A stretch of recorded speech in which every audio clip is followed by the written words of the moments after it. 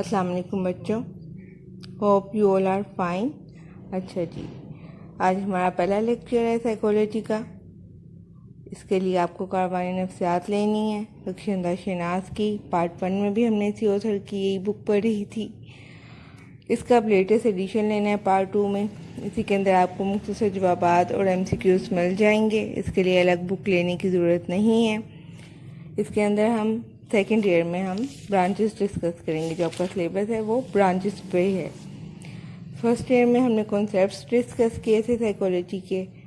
Second year में branches हैं, सारी ब्रांचेस नहीं हैं, चंद ब्रांचेस हैं जिनको डिस्कस करना है। सबसे पहले जो है वो नशोनुमा की नफ्सियात है, उसके बारे में पढ़ेंगे, उसके नज़रियात डिस्कस करेंगे। दूसरा चैप्टर जो है, दूसरा जो शोबा नफ्सियात है वो सेहत की नफ्सियात है। सेहत की नफ्सियात के बारे में जानेंगे। इसमें नॉर्मल एब नॉर्मल का क्राइटेरिया वगैरह डिस्कस किया जाएगा। उसके अलावा स्ट्रेस के बारे में पढ़ेंगे, उसकी वजूहात और उसकी सॉल्यूशंस वगैरह डिस्कस की जाएंगी। और देन फिर हम डिसऑर्डर्स देखेंगे। डिसऑर्डर्स में हम तशवीशी अमराज पढ़ेंगे, शिज़ोफ्रेनिया पढ़ेंगे, दामी अमराज।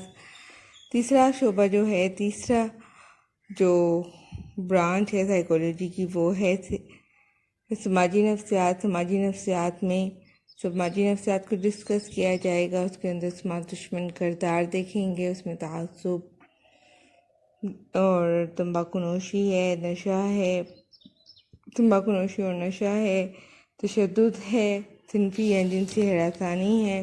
और उसका जो अगला हिस्सा है, अगला पाप है, वो रवैया और रायामा है। और उसके अंदर हम रवैया, रायामा और क़यादत को डिस्कस करेंगे। चौथा पाप जो है वो रहनुमाई और मुशावरत है। रहनुमाई और मुशावरत में रहनुमाई और मुशावरत क्या है, इसमें फ़र्क क्या है, एक दूसरे से कैसे डिफरेंट है, इसको डिस्कस करेंगे। उसके अलावा मुशावरत के चंद एक तरीक़ेकार को भी डिस्कस किया जाएगा। अच्छा जी, ये तो हो गई हमारी फहरिस्त साइकोलॉजी की, जो हमने सेकेंड ईयर में पढ़नी है। अब हम शुरू करते हैं अपना पहला चैप्टर। हमारा पहला चैप्टर है नशोनुमा की नफ्सियात। नशोनुमा की नफ्सियात बेसिकली क्या है, इसकी नेचर क्या है बच्चों नशोनुमा की नफ्सियात। उसके लिए सबसे पहले आपको नफ्सियात की डेफिनेशन, जो कि आपने फर्स्ट ईयर में बहुत दफ़ा याद की थी, समझी थी, उसका कॉन्सेप्ट क्लियर किया था। क्या थी नशोनुमा की नफ्सियात, साइकोलॉजी क्या थी बच्चों? फ़र्द के किरदार और ज़हनी अमाल का साइंसी मुताले का नाम था साइकोलॉजी। ठीक है, क्योंकि साइकोलॉजी एक साइंस है, इसलिए इसमें फ़र्द के किरदार को और ज़हनी अमाल को साइंटिफिकली स्टडी किया जाता है। हमने साइकोलॉजी की बहुत सी ब्रांचेस भी पढ़ी थी फर्स्ट ईयर में, फर्स्ट चैप्टर में, लेकिन उनको हमने मुख्तसर डिस्कस किया था। और उनमें से चंद एक ब्रांचेस जिनके आपको नाम में भी ज़हन में हो, और वो हैं जैसे मिलिट्री साइकोलॉजी, और क्लिनिकल साइकोलॉजी, और मुशावरती नफ्सियात है, समाजी एहसानती है, बहुत सारी थी। अच्छा जी, अब क्या है कि जितने भी ब्रांचेस हैं साइकोलॉजी की बच्चों, जितने भी 52 से 23 शाखें हैं, हमने डिस्कस की थी कि बहुत ज़्यादा शाखें ड्राइव हो चुकी हैं साइकोलॉजी में से।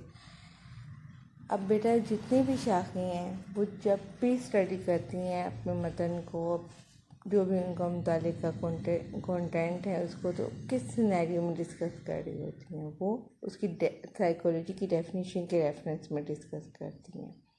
यानी कि वो किरदार और ज़हनी अमाल के साइंसी मुताले के रेफरेंस में अपनी स्टडी करती हैं। अच्छा जी, इसी तरह से जो हमारी नशोनुमा की नफ्सियात है वो भी जो स्टडी कर रही है, जिसका मौजू है, जिसका मुताले का कॉन्सेप्ट है, वो उस साइकोलॉजी की डेफिनेशन के रेफरेंस में उसको स्टडी करेगी। अच्छा जी, अब बेसिकली नशोनुमा की नफ्सियात क्या डिस्कस करती है? नशोनुमा की नफ्सियात फ़र्द की ज़िंदगी और उसके दौरान जितनी तब्दीलियाँ हो रही हैं, जिस तरह की हो रही हैं, बढ़ना है, टूटना फूटना है, अच्छी है, बुरी है, हर तरह की जो तब्दीली है वो इसी रेफरेंस में डिस्कस करेगी। नशोनुमा की जो नफ्सियात का दायरा है वो काफ़ी वसी है, वो इंसान की ज़िंदगी के तमाम पहलुओं का मुताला कर रहा है। और नशोनुमा का जो मतलब है वो क्या है बच्चों? नशोनुमा का मतलब है पढ़ना। फ़र्द अपनी ज़िंदगी के मुख्तलिफ मराहिल गुजारता है। इन तमाम मराहिल या अदवार का मुताला नशोनुमा की नफ्सियात कहलाता है। इन मराहिल का जो तफसीली मुताला है उसके लिए अलग अलग शाखें बना दी गई हैं आगे से, यानी कि एक तो साइकोलॉजी है उसकी ब्रांचेस है और उसमें डेवलपमेंटल साइकोलॉजी और डेवलपमेंटल साइकोलॉजी की अपनी सब ब्रांचेस हैं जिसमें डिटेल में स्टडी किया जाता है, क्योंकि इंसान की पूरी लाइफ को डिस्कस करना है तो एक रेफरेंस में डिस्कस करना, उसको पढ़ना, उसके बारे में स्पेशलाइजेशन करना मुश्किल काम है। तो बच्चों के जैसे हम कहते हैं बच्चों के डॉक्टर हैं, आम जुबान में हम ये बात कह देते हैं कि फिजिशियन है बच्चों का, ये दिल के अमराज में इसमें स्पेशलाइजेशन की हुई है इस डॉक्टर ने। बिल्कुल इसी तरह डेवलपमेंटल साइकोलॉजी में बच्चों के जो माहिर नफ्सियात हैं वो अलग हैं, बूढ़ों के अलग हैं, जवानों के अलग हैं, ठीक है, जिन्होंने अपने अपने शोबे में स्पेशलाइजेशन की हुई होती है। अच्छा जी, आगे हम देख लेते हैं इसकी तारीफ़ क्या है।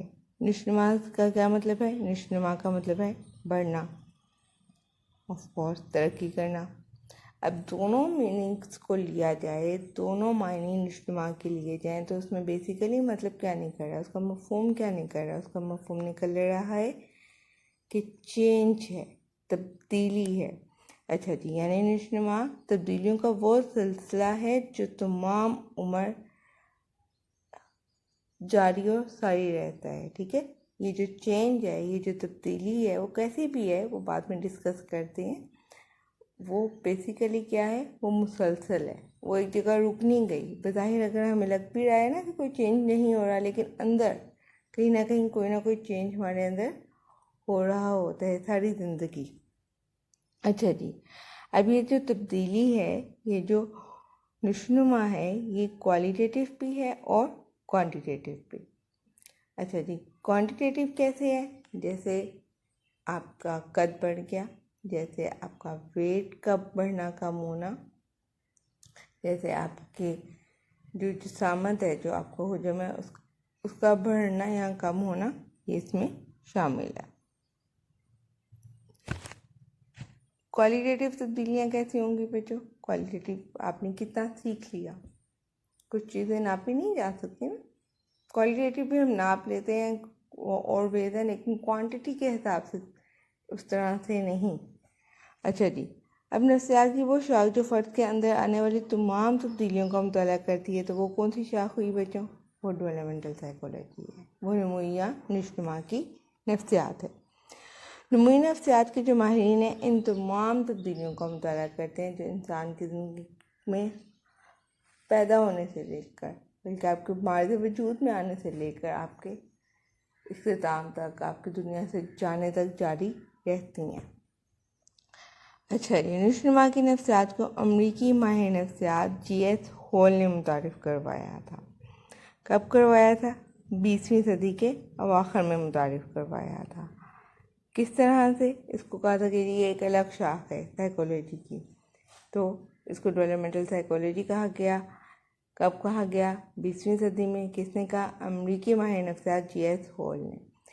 ये वाली बात कि किसने मुतारिफ़ करवाया, कब करवाया, यूजली शॉर्ट आंसर क्वेश्चन में आपको पेपर में आ जाती है, इसलिए इसको ध्यान में रखिएगा।